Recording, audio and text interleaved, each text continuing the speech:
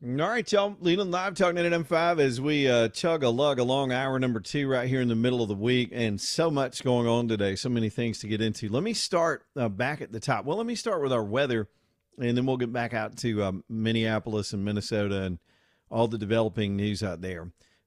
First up, we've got the chance, I think it's right now level 2 out of 5 for some severe weather Friday night, early Saturday morning.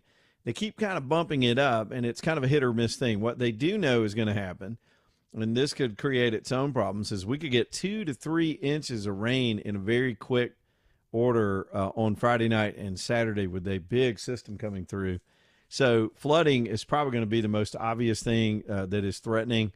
But if there's instability on the ground, the situation could spin up some heavy storms. Outside chance of tornadoes, nothing huge right now, but the weather forecasters are becoming a little more interested in it. So as those forecasts get refined over the next 24, 48 hours, we'll, of course, give you that information. But a little heads up on that. It's good to know and plan around bad weather events. And so here we go again, back out to Minnesota. So developments on the ground right now are moving pretty quickly. There are Black Hawks overhead in Minneapolis. The National Guard is being deployed. The governor has evoked a state of emergency, basically. He's called up the State Operations Center. And I think it's because they anticipate a riot-like reaction to the shooting of a woman who was part of an assault, flat out, an assault on the federal agents that are working in Minneapolis. And one of the reasons they're in there is because of this ongoing theft story involving first the Somalians and then others in that city of federal funds and, of course, the illegal immigration issue and everything that goes with it. So there's a lot to pull apart and to talk about here. The hubris and the rhetoric from the elected officials in that city, it's hard for me to say this because I've heard a lot. I'm getting a little long in the tooth. I have heard a lot, but it was breathtaking. So immediately ICE said that the woman that was shot in self-defense because she was using her vehicle to hit the ICE agent. There was an initial video. I'm going to try to give you a little bit of a timeline of how we got here. There was an initial video that came out showing the rear of the car, and from that angle, you couldn't even see the agent that did the shooting nor the agent that was being targeted with the vehicle, because there were two other agents near the vehicle. One had his hand inside the window. So the left's immediate knee-jerk response to that, without gathering all the facts, because, again, they desperately need this story and this change of subject. They need to be able to vilify the federal government, the Trump administration, ICE, for this woman being killed when they're responsible. They also need to get the stolen Somali money out of the headlines. So they went with that first video and tried to make the claim publicly. And indeed, the mayor came out and did a whole news conference based on that one video that the officer, they believe the officer shot through her she had a lowered driver's side window that he just stuck his hand in there and shot her in the head. And if he was off to the side, then he wasn't being run over. Well, what they didn't do was give it 30 seconds to look at the rest of the videos that would inevitably come in, and now clears a bell because the internet has done its thing. There are videos that show there's another agent out in front of the car that she was heading toward. He's the one that pulled the trigger. He shot her through the front windshield. Case closed. He could not have made that shot if he was on the side of the car. He shot her through the windshield. She was coming at him with the car. The wheels were turning. We've seen cases like this in local police departments. We've seen issues like this with that every federal agent has walked away because they have to defend themselves in these circumstances. Now, it's also important to understand the environment that was surrounding this whole thing. These people were surrounded by these protesters, being cursed at, spit at, objects being thrown at them, some as benign as snowballs, but other projectiles. This woman in particular was trying to block the street to keep the ICE agents from moving. They were trying to hem them in so they could stage this protest. I'll say this too. In some random neighborhood on a random street in Minnesota, this just doesn't happen with this many people present. They set this up. I'm not saying Tim Wall set it up. I'm saying the protesters moved to try to trap the ICE agents. And now this woman's dead because she made a foolish decision to try to run over an agent with her vehicle. She actually strikes the agent. In one of the other videos that you see, she hits him with the corner. He's trying to both get out of the way and stop her from ramming through there with her car. That agent was doing his job. This was a clean shoot, and there's no doubt about it in my mind. Because, again, the standards and the law as applied to these cases always go to what the officers believed in that moment. It's not what you're seeing on some video or what I just talked about on that video or what Jacob Fry, that foolish mayor, what an idiot today. Just the things that came out of his skinny little beta male soy latte sipping bitch-ass mouth. Man, I hate that guy. Hate's a strong word. I shouldn't say hate. What a ridiculous human being he is. But he made a straight fool out of himself today. Then they sent the governor out, who's already under siege right now because of his mismanagement in that state, to try to calm everybody down this afternoon, to try to figure out what to say and somehow shift the blame of this situation to Trump. It ain't going to work. The feds, Trump has come out in a full-throated defense of the agents, and he should. They're legal. They're doing their jobs. They're required to do these jobs. The law demands they do these jobs. The whole national election a little over a year ago, Trump was elected to get these people to do these jobs. The chaos in this country right now is because of the 5 years prior, and some would say even 20 years prior, of letting all kinds of people in this country. That's where the chaos started. The chaos is not in enforcing the law. And federal law, according to our Constitution, is enforced by the feds. This isn't a city matter. I've said it over and over again. There was a time even Alabama tried to get in on the immigration game. We first started this radio show 16 years ago. The Alabama House of Representatives and the Senate and the governor signed a bill we all knew then as HB 36. It wound up in a Supreme Court case, and it was slapped down because Alabama wanted to participate in helping the feds apprehend illegal immigrants based on their status. The federal courts repeatedly say, nope, that's the federal government's job. Your job's to enforce your state laws. So that's the same situation we have here.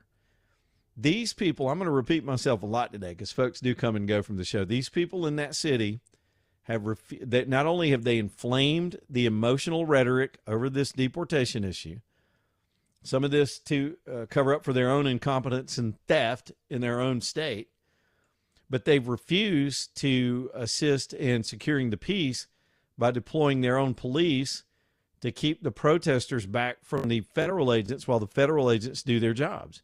Instead, they ignore it. They ignore the 911 calls. There were 911 calls when the feds got surrounded today. This is a mirror image of a situation that we had outside an ICE facility in Illinois a few weeks ago. And then I think there was one in New Jersey like this, where the agents get surrounded, they're under siege, they got to control the situation, they're getting no help from the feds. Remember that stupid mayor in Chicago saying, we defend our... He couldn't come up with an excuse for why the police were actually called off in that city from responding to assist the feds. So they leave these federal agents out there to have to fend off these rioters while they're trying to do their job and being assaulted and put upon and trapped in their vehicles, trapped on the street. All that went down again today. They set a trap, and then this woman decided she was going to break out and run over the ICE agent. Now she's dead. She's an idiot. She was an idiot. She's dead. And nobody likes to see a death, that nobody's celebrating that death of any political stripe. But as far as the shooting, these officers did what they had to do. And I'm going to go ahead and tell you, the day after the election, when Trump won, I'm going to be an I told you so for a minute. I totally got on the air and said, this is about to get ugly, because to deport that many people and to enforce our laws and clean this country up and put it back like it should be, it's going to get ugly. Arresting people is always ugly. I've seen people just get plain old traffic stop arrests, and there's something emotional about that. There just is. Somebody having to get stuffed, get the handcuffs put on them, stuffed in a car, especially when they're resisting. But in this case, it's federal law. Everybody knows they're coming. The feds have surged their presence in Minneapolis, which the locals blame on the rise in tensions. The rise in tensions are because they let these folks in there in the first place and are protecting them with their sanctuary status. They need to cut off every George Washington dollar bill that is going into that for that state should be cut off. And that is sad for the people that deserve the funding.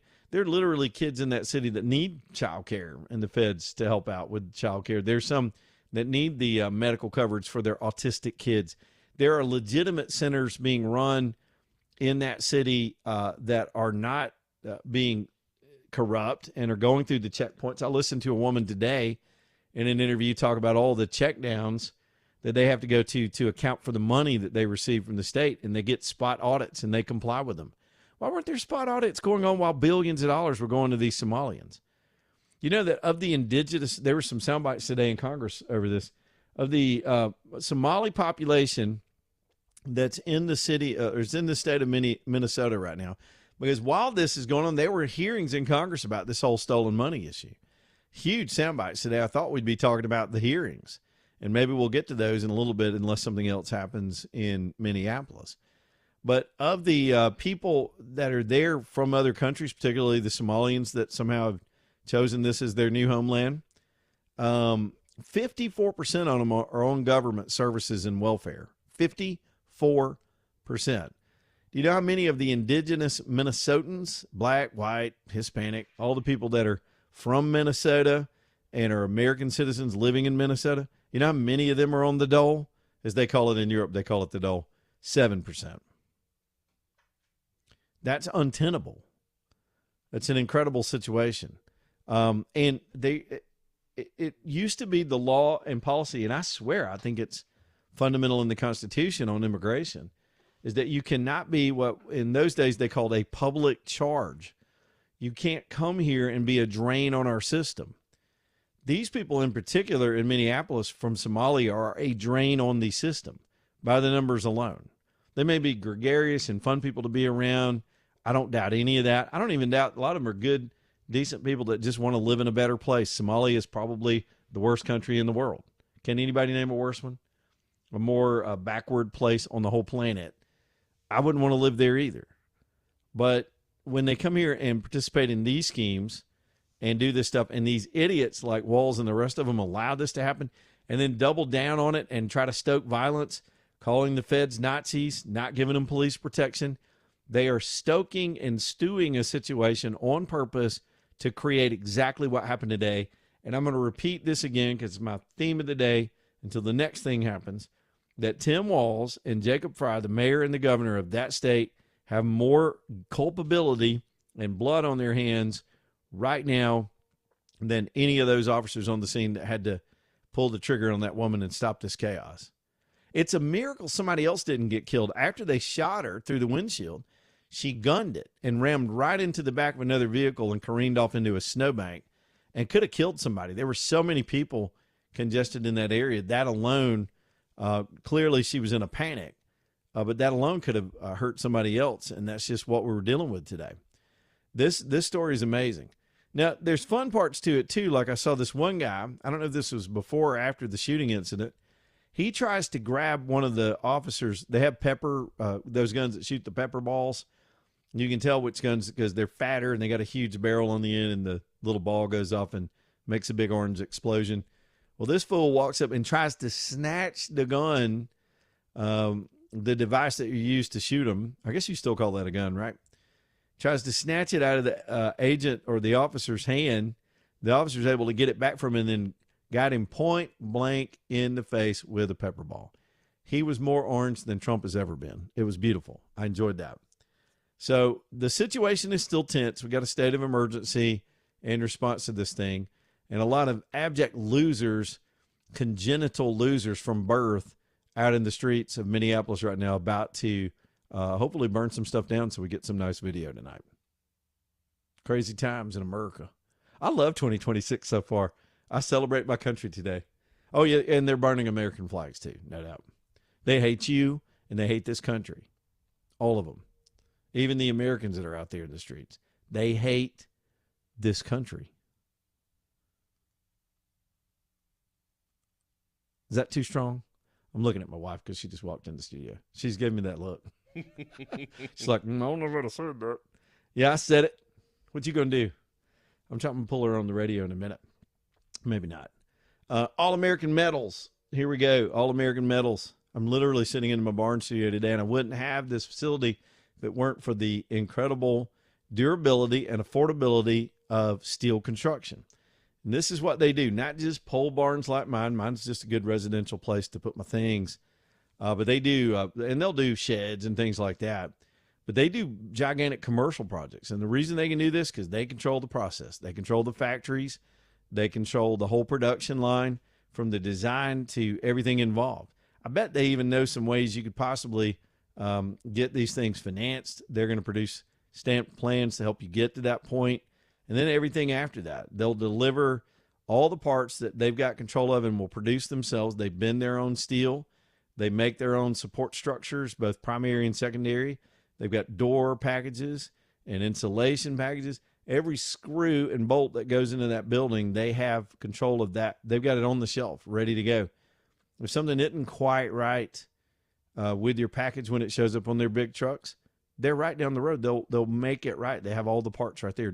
You're not going to get slowed down working with the good local folks that have experience back to the 60s when it comes to this kind of construction. And again, there's no project too big for them. They can do, you ought to see some of the big giant stuff they've already built out, even for themselves as they've grown. Massive industrial scale buildings. Y'all can lean on them and do business with good local folks too. You're going to get custom work. You're going to get it quicker than the more well-known national brands. And it's probably going to be a lot less expensive. You ought to see the price comparisons. They'll get it done for you. It's All American Metals. AA-metal.com. AA-metal.com.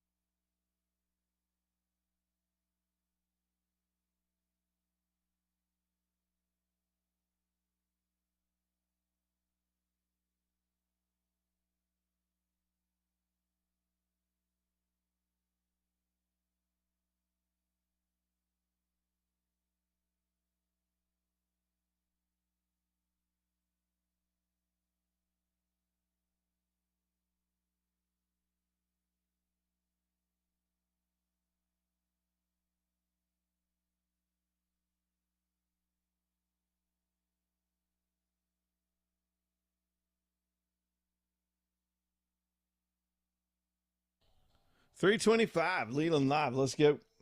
Man, a lot going on today. We're getting after it. EcoView Windows and Doors, they're ready to get you straightened out if you need windows at any point. I've been hitting around at some construction I've got going on here pretty soon. I hope we can get it all together and get this going. And with that, I'm going to lean on them to give me a good price on the window package. You can do that too if you're building something new or just replacing them. There's such a cost savings on your money when you go with EcoView. And Becky and her whole team and her husband, those guys can describe everything about their process, how much you can save year over year.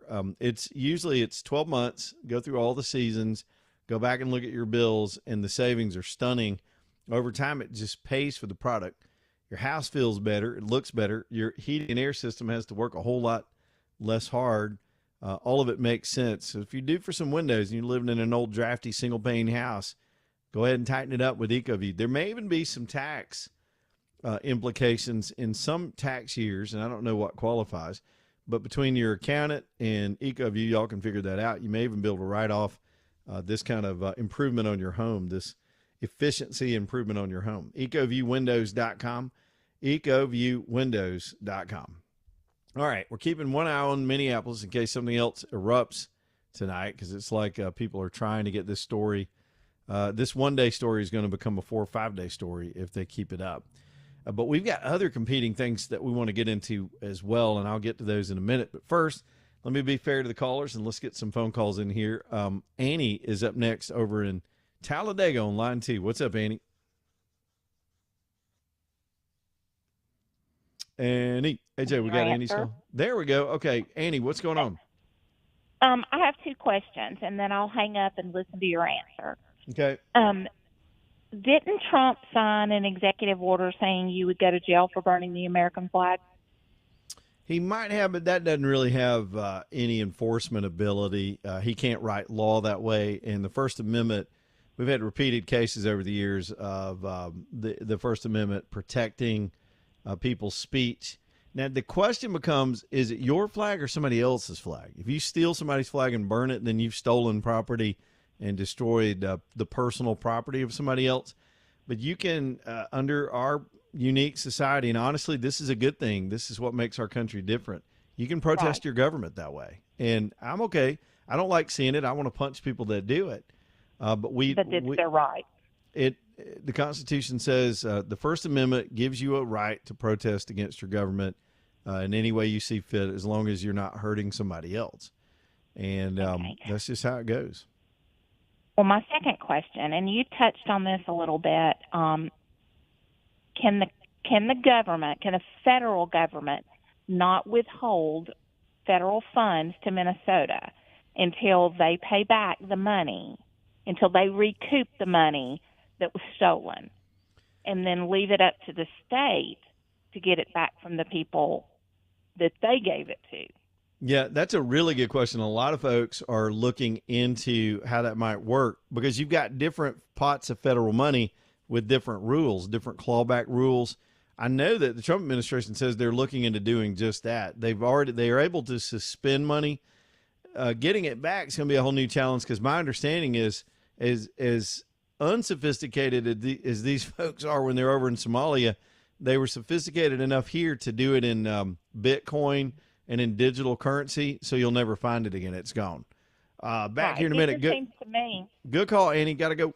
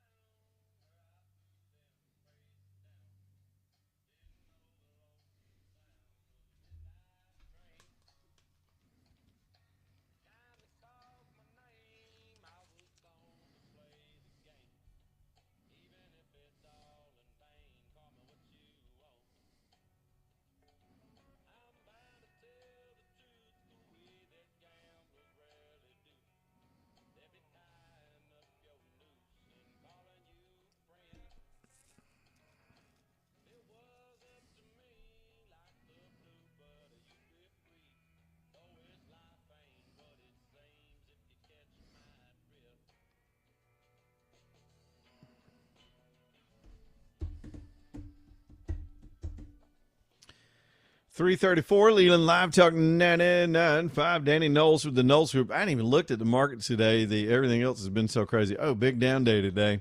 Sometimes I'll just take a peek at it when we get ready to talk about Danny. I'm a short-term guy. I don't know what I'm doing. I just look at the daily market and try to make sense out of it. Danny and his team are the opposite because they're actual pros, especially when it comes to your retirement savings and planning.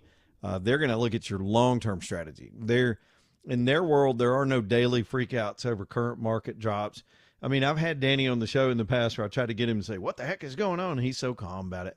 Because what he understands and professionals like him understand are the averages. In the long term, how are the trends going to go? What's that steady line look like? Not the ups and downs. When you can follow that and know how to do that, how to plan that way and how to stay on that track, you can get your return even out of the volatility of a stock market. Let Danny and his team look at it for you. Y'all don't have to put a dime with him. Just get to know him, meet him, y'all talk, see if it's a fit. And if y'all can get together on it, let them help. It's the Knowles Group, N-O-L-E-S, theknowlesgroup.com, theknowlesgroup.com. Danny and his son's lifelong friend. I'm making a personal introduction. I can't vouch for how they do what they do. I just know that the listeners from this audience that have used them over the years find them a breath of fresh air in terms of how they do things. And, of course, Danny's just always been a straight shooter. He'll just tell you what he's thinking, and that's what you need to hear. It's theknowlesgroup.com, theknowlesgroup.com. All right, another quick thought, and then we'll get some more of these phone calls in. And I didn't mean to be rushed with the last one, but we're kind of a fast-paced show, and I appreciate when y'all call in, but we're always going to go quickly as much as we can. But there's another angle to this, and I keep seeing people comment, these are not my original thoughts, but they're absolutely correct. If you think about the coverage of what happened in this case, before the left in particular, they're enablers in the media because they were leaning that way during the Jacob Fry news conference today, trying to find out where the culpability was on the federal officers. And again, this was based on one clip shot from the rear of the car where you couldn't even see what was happening on the front end of the car where all the business was going down. So without X, without Elon Musk in particular purchasing this platform so that folks could really put other information out, because the gatekeepers of this kind of information, the additional videos, they could have memory hold that stuff, or they would have gotten this hands up, don't shoot, lie kind of narrative going quicker than the truth could get out. And once you establish a lie, get it repeated, get it internalized on a part of a people who are politically motivated, we all understand how propaganda works. It sticks. Some people still believe some of the dumb things, especially about Trump, that have been said because of the repetition. And after it's all disproven, you've still got liberals walking around in their COVID mask that still think Trump did something with some Russian chicks or was on Epstein Island. And all that's been blown apart, and they'll still repeat it to you. That says more about them than it does you. And my point here back to Minnesota is before they could get that lie established and build a narrative and some noise and some volume around that one angle of this thing, the other angles came out. And when the other angles came out, it blew that all to pieces. You know what that's called? That's called truth. That's called sunshine. We used to have a belief, at least they gave lip service to it in the mainstream media when I was part of that gang. They believed that sunshine, the saying is sunshine is the best disinfectant. That exposing things to light causes the cockroaches to scatter. And when it comes to light and sunshine and putting the light and the facts on anything that happens anywhere in our society at any point in history, it's important to tell the whole story. So the whole story wasn't that first angle. The whole story was the whole thing. It was the other angles. It was the rest of the story, as Paul Harvey would say. I would even caution you, sometimes we've had people convicted and whole narratives be spun up because people saw a video and didn't have the audio. And then the audio changes the context of what a video can show. Not necessarily in this case, but in other cases. If you don't have all the angles that are available and all the facts that are available, things can look worse than they are. It's easy to distort things. And when you have an agenda and your agenda is to take the portion of a story that you want out there, you don't want anything else out there because it kills your narrative. But if you're just seeking the truth, what do you want? You want all the angles. That's what we asked for today, and that's what we got before we could even play the theme music at 2:00, the other angles came out, and it's pretty cut and dry, if you ask me. And I'm telling you, these ICE agents, I don't know what their civil abilities are to civilly sue the mayor of Minneapolis, but the rhetoric that came out of the mayor of Minneapolis, despite his claims to want peace and love, and let's appeal to our better angels, and we're better than them, this guy vilified and convicted without the full body of evidence these federal officers and everybody connected to him this afternoon, and should be held accountable for that. It was irresponsible, and it was very political. It was strategic on his part. It was a change narrative issue. It was to take control of the narrative. The other thing that surprised me is, so we had this shooting. Let me give you another example. Again, this is, sometimes I tell old man stories, but it's what old men do. We've lived our lives and we got things to draw on. And mine is my experience at covering these things and commenting on them later in life.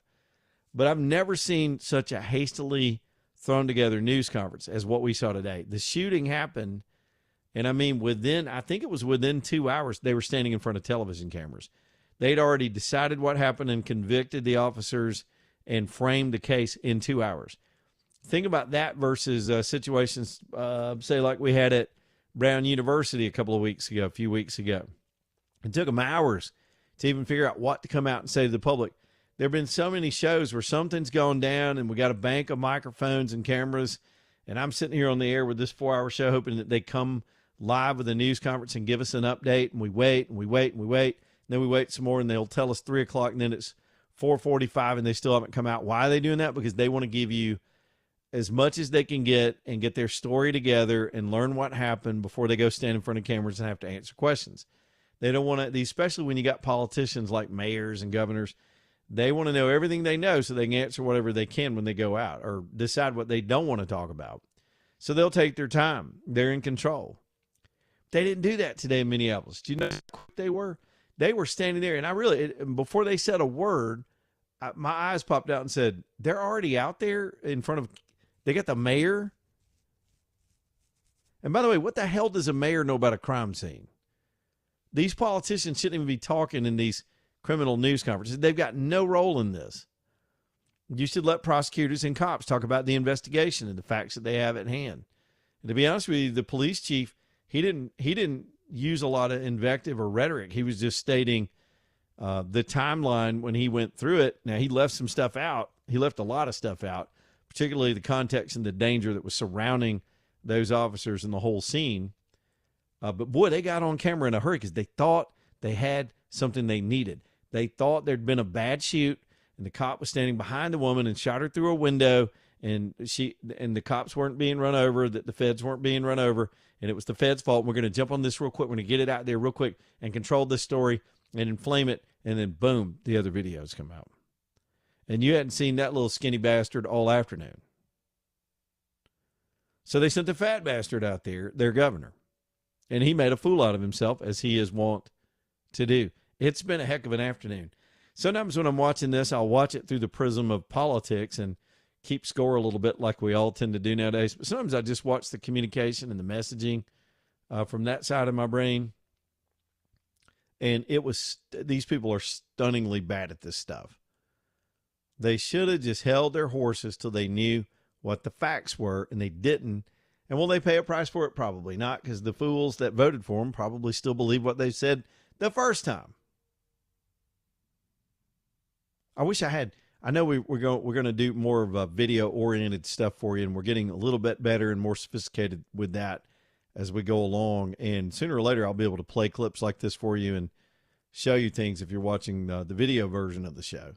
Can't quite do that today, but today'd be a good day to do that, because I'd like to show you some things that went down and show you the second videos that came out showing a shot through the front windshield. Big piece of evidence with self-defense through a front windshield. Now, what else is to come? What do I anticipate is to come on this story alone? They're going to try to dox the agent. They're going to try to go after the identity of the agent and ruin his life. They'll do that before the sun goes down if they can possibly do it. And we need to defend these people as a country. They're doing a dangerous job according to the law and the wishes of the American public in the last election, and they've got to keep at it. So do everybody that's that picks up a gun and a badge every day and goes out there to work for us in Birmingham, in Hoover, in Coleman, in Pelham. It's a job. I don't know if they think about it every time. And I've talked to my friends that are in law enforcement and my brother back when he was doing it. There are two things you think about. Am I going to get shot today, or am I going to have to I'm going to have to pull this trigger? You hope you don't. You put it in there. I don't know. I've never met a single law enforcement agent in my life that wants to shoot anybody. Now, they train to defend themselves, and their muscle memory kicks in, and the training kicks in, and they're a lot better at it than especially some of the shootings we've seen lately where somebody tries to get the jump on these guys and goes for the gun. We just had that horrible case in Homewood. Here's the deal. And if the governor was responsible today, he would get these people to stop trying to entrap these agents and stop messing around, because they are putting their lives on the line by threatening the lives of these federal agents. And this woman paid, her stupidity cost her life. It is straight up Darwinian. Let's go to Boomer. I need a break. Let's take a phone break. So let's get Boomer in here. What you got, Boomer?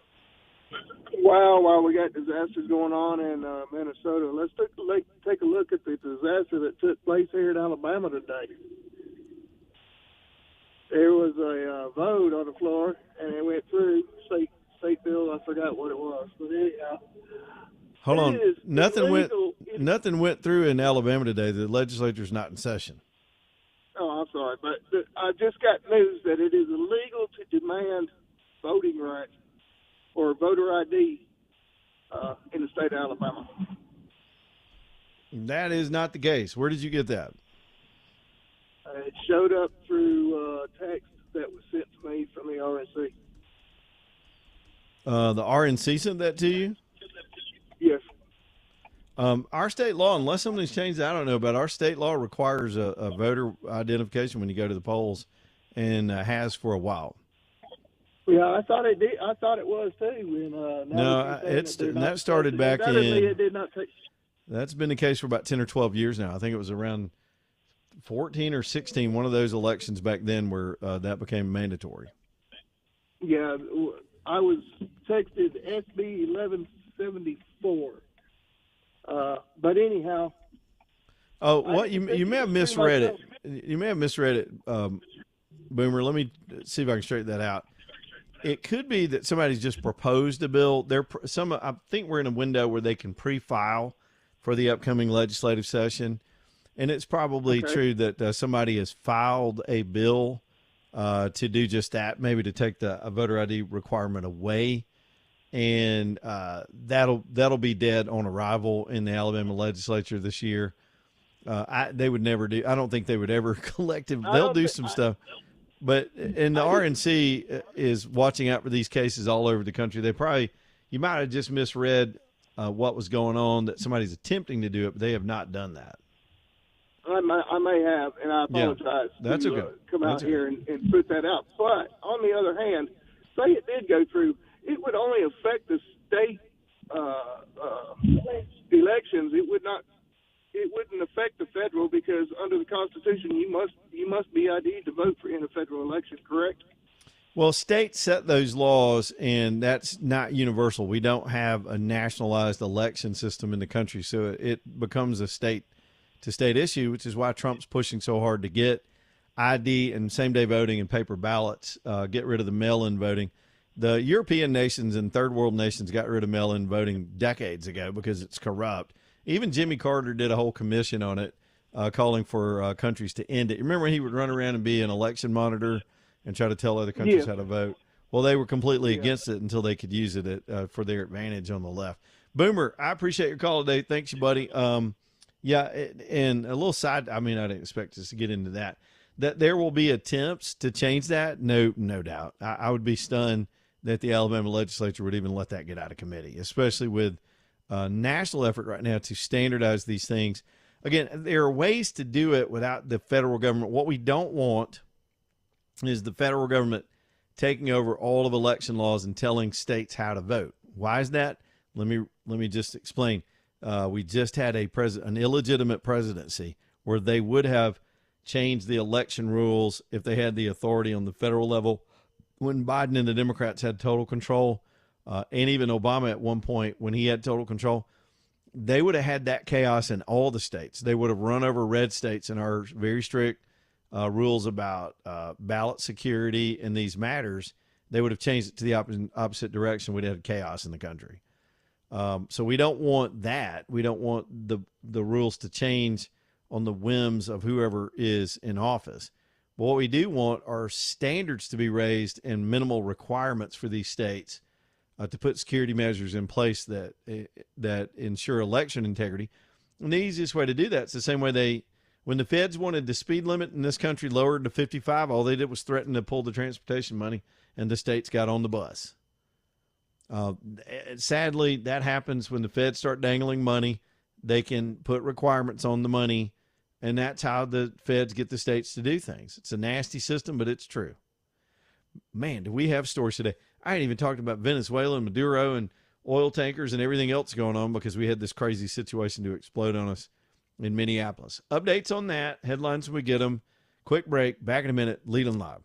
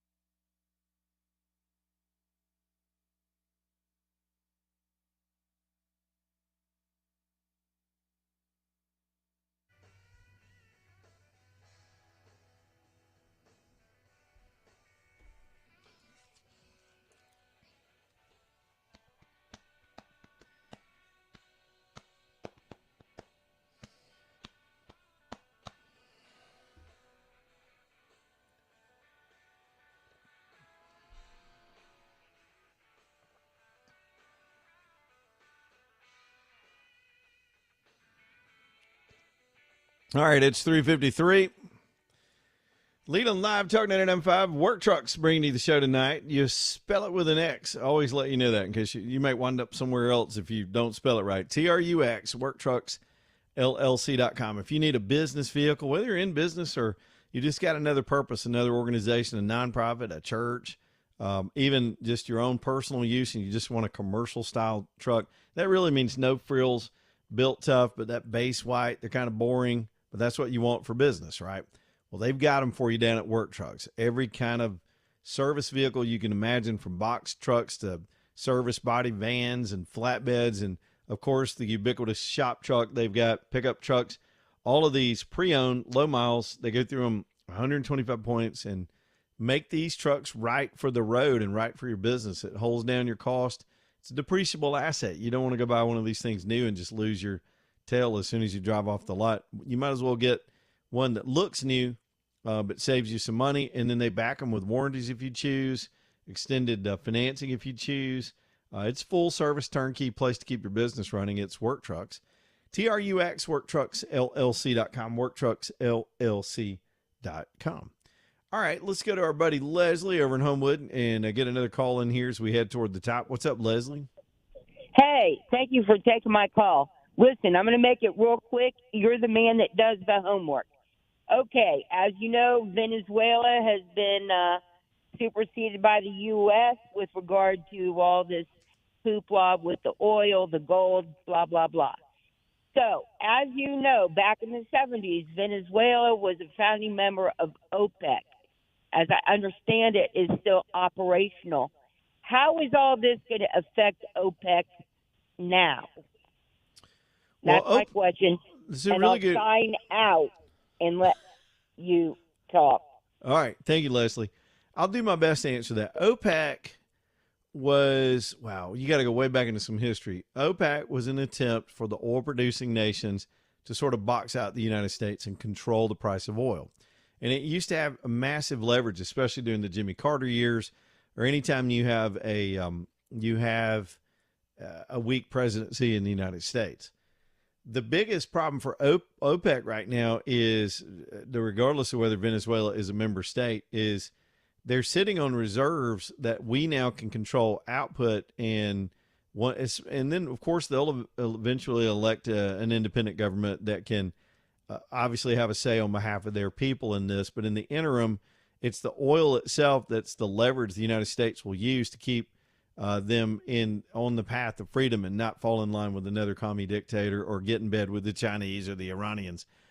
But just the Venezuelan oil alone, and then you've got the situation going down in Iran, where Iran is about to be toppled. There are 2 or 3 more towns and provinces that fell into the hands of the protesters today. This is like the 12th day of those things. We're moving military assets close to that region, and while we're all focused on Venezuela and looking over here, we may be involved in something huge any day now, at least from the outside, to keep the pressure on to have the see freedom for the Iranian people. You take those 2 pots of oil and producing nations and throw those into the mix, OPEC becomes weaker by the minute. OPEC is, they don't have the power they used to threaten and regulate and sort of artificially manipulate the price of oil as quickly as they did. They had their heyday. So they're already on a weak back footing, and now the oil industry as a whole is just becoming there's almost a potential for a glutton of oil on the markets. Now, let me caution you, we don't really want that. There, as far as the too much oversupply, that would, in the early days of that's going to drive the price down, make it more affordable for us. But at some point, the refiners and the oil producers that get it out of the ground can't afford to get it out of the ground because there's too much oil being produced, and they'll start to shut down operations. They have to. They'll have to curl back, hold up on their leases, lay people off, shut the refineries down until the supply gets sort of used up. It's a usable commodity that's constantly consumed, and which is why it's a commodity, and they always have to produce more. But they're going to have to equalize that if there's too much too soon. The price, I can't remember what the rule of thumb is, but these days the price is somewhere minimally north of $40 for them to be able to afford to go get this stuff that we need. And I know as much as they're vilified, and I can do it too because it's just the way corporate America is, but if these oil companies can't make a profit and can't function, we all starve to death. Simple. The lifeblood of the world's economy is oil and gas, and to some extent coal. The whole world descends into chaos if these guys can't continually produce. So they've got to be able to make a profit and a livelihood, and I'm fine with that. But we don't want the price too high, because then that starts to cut back consumption, and then we got a whole nother problem, and it's too expensive for us in our personal pockets. I think the rule of thumb is you'd like to see it between about $40 and somewhere around $60, $65, and then we're in a more healthy space. So OPEC loses leverage when that is being regulated by the markets and not their attempts to blackmail the markets. But I don't know that. I think the Venezuela just weakens them because it gives them less control with Venezuela as well. I hope that somewhat answered your question. Here's the top of the hour.